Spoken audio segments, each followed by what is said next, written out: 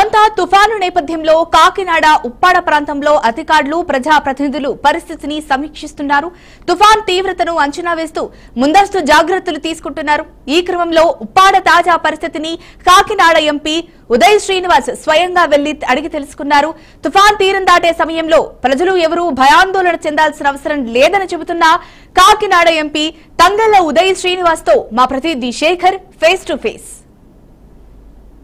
Effect నేపథ్యంలో అధికారులు అలాగే రాజకీయ నాయకులు కూడా ఇక్కడికి వచ్చారు. ప్రస్తుతం మనతో ఎంపీ ఉదయ్ శ్రీనివాస్ గారు ఉన్నారు. అధికారులకు సంబంధించి ఎలాంటి ఇన్స్ట్రక్షన్ జారీ చేశారు, అలాగే తుఫాన్ నేపథ్యంలో ఎలాంటి చర్యలు తీసుకున్నారు ఆయన మాటలు తెలుసుకున్నారు.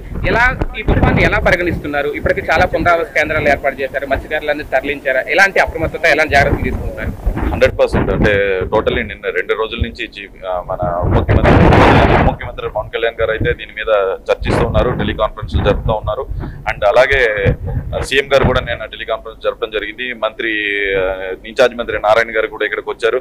సో అధికారులు అందరూ కూడా, కృష్ణతేజ గారు కూడా ఇక్కడికి డిప్యూటీ సీఎం గారు ఇక్కడికి పంపడం జరిగింది. సో అధికార బృందం అంతా కూడా రెడీగా ఉంది. దీంతో పాటు వాళ్ళు ఎంత చేసినా సరే లోకల్ రిప్రజెంటేటివ్స్ గా ఇక్కడ తరలి వెళ్ళిన వాళ్ళు, అంటే పునరావాస కేంద్రాలకి వెళ్ళిన వాళ్ళని మాత్రం మేము అందరం కలిసికట్టుగా ఎమ్మెల్యే నానాజీ గారు, నేను, అలాగే మా జిల్లా అధ్యక్షులు పెండెం దొరబాబు గారు, లోకల్ జనసేన నాయకులు, కూటమి నాయకులు, ఇతర ఎమ్మెల్యేలు, ఎమ్మెల్సీలు అందరూ కూడా దీని మీద కలిసికట్టుగా పనిచేస్తూ ఉన్న వాళ్ళని అందరినీ కూడా అక్కడికి షిఫ్ట్ చేస్తాం. ఆ షిఫ్ట్ చేస్తుందో పాటు అక్కడ కావాల్సిన వసతులన్నీ కల్పిస్తూ ఎన్డీఆర్ఎఫ్ టీమ్స్ కానివ్వండి, ఎస్డీఆర్ఎఫ్ టీమ్స్ కానివ్వండి, 108లు, 104s, అలాగే ఎలక్ట్రీషియన్స్ ని, స్విమ్మర్స్, గజ ఈతగాళ్ళను కూడా తీసుకొచ్చి పెట్టడం జరిగింది. సో తుఫాను ఎలాగున్నా సరే ప్రాణహాని జీరో అయ్యి అండ్ ప్రాపర్టీ డ్యామేజ్ ని మినిమైజ్ చేసే విధంగా మొత్తం కూటమి ప్రభుత్వం అన్ని చర్యలు మా అందరం కలిసికట్టుగా పనిచేస్తున్నాం.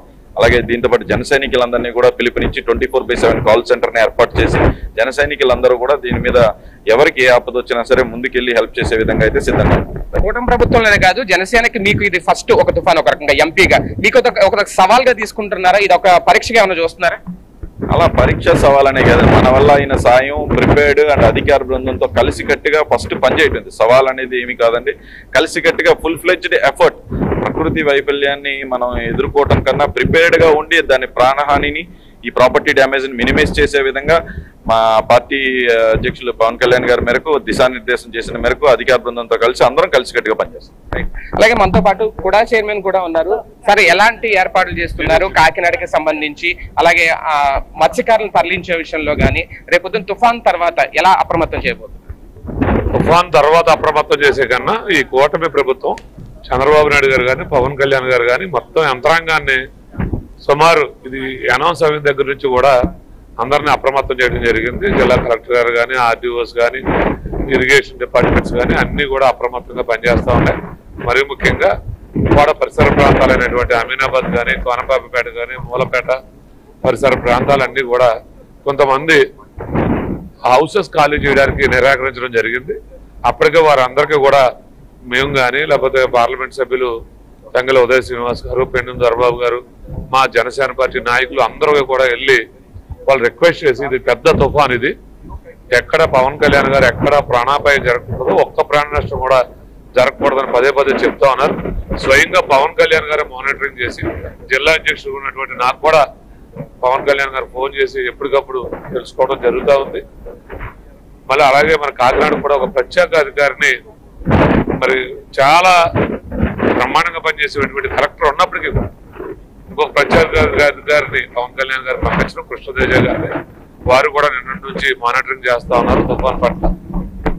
ఏదేమైనా ఈ తుఫాన్ని ఎదుర్కోవడమే కూటమి ప్రభుత్వం ముందున్న సవాల్గా మేము తీసుకుంటా ఉన్నాం. ఈ సందర్భంగా తెలియజేస్తాం. ప్రజలకు మీరు ఇచ్చే భరోసా ఏంటి? తుఫాన్ నేపథ్యంలో భయపడుతున్న తీర ప్రాంత వాసులకు మీరు చెప్పేది ఏంటి? వారందరికీ ధైర్యం చెప్తా ఉన్నాం. వారికి కావాల్సినటువంటి ఏదైతే తుఫాన్ షెల్టర్స్ అంటే ఈ పునరావాస కేంద్రాలకు వారు అందరినీ తరలించడం, సమయానికి టిఫిన్ అందించడం, భోజనం అందించడం, అలాగే వారికి మందులు అందించడం, ఏదైతే హ్యూమన్ నీడ్స్ ఉన్నాయో అవన్నీ కూడా ఫుల్ఫిల్ చేయడానికి ప్రభుత్వ యంత్రాంగంతో పాటు రాజకీయ పార్టీలు కూడా పనిచేస్తూ ఉన్నాయి. మరి ముఖ్యంగా కూటమి పార్టీలు అన్ని కూడా దీని ప్రెస్టీజియస్ గా తీసుకుని పనిచేస్తూ ఉన్నాయనేటువంటి ఈ సందర్భంగా తెలియజేస్తాం. రాజకీయ పార్టీకి సంబంధించి అలాగే అధికారులకు సంబంధించి ప్రజలందరికీ కూడా ఒకటే భరోసా ఇస్తున్నారు. ఏంటి అంటే ఎవరు ఎలాంటి భయపడాల్సిన అవసరం లేదు. ఇప్పటికే అధికారులు అంత జాగ్రత్తలు తీసుకున్నారు, అలాగే అప్రమత్తంగా ఉండడానికి కూడా చర్యలు తీసుకున్నారు. కాకపోతే ఒకటే ఇక్కడ ప్రధానంగా ఏంటి అంటే ఏ సమయంలోనైనా తీరం దాటే అవకాశం ఉంది. ఇప్పటి నుంచి చూసుకుంటే మరికొద్ది గంటల్లోనే దాదాపుగా 300 కిలోమీటర్ల దూరంలో ఈ మోందా తుఫాను కేంద్రీకృతం అయ్యి ఉంది అని భారత వాతావరణ విభాగం చెబుతున్న నేపథ్యంలో స్వయంగా ఉప్పాడ తీర ప్రాంతానికి వచ్చి సముద్ర తీరాన్ని, సముద్ర ప్రవాహాన్ని అంచనా వేయడానికి ఇటు పార్లమెంటు సభ్యులు కానీ, అలాగే స్థానికంగా ఉన్న అధికారులు కానీ, అలాగే జనసేన జిల్లా అధ్యక్షులు కానీ ఇక్కడ తరలి రావడం జరిగింది. ప్రజలు ఎలాంటి భయాందోళనకు చెందాల్సిన అవసరం లేదు, ఎలాంటి ప్రాణ నష్టం జరగకుండా జాగ్రత్తలు తీసుకుంటామనేది అయితే అధికారులు, అలాగే రాజకీయ నాయకులు, పార్లమెంటు సభ్యులు ప్రజలకి ఇస్తున్న హామీ. కెమెరామ్యాన్ సుమన్తో శేఖర్, బీఆర్కే న్యూస్, కాకినాడ.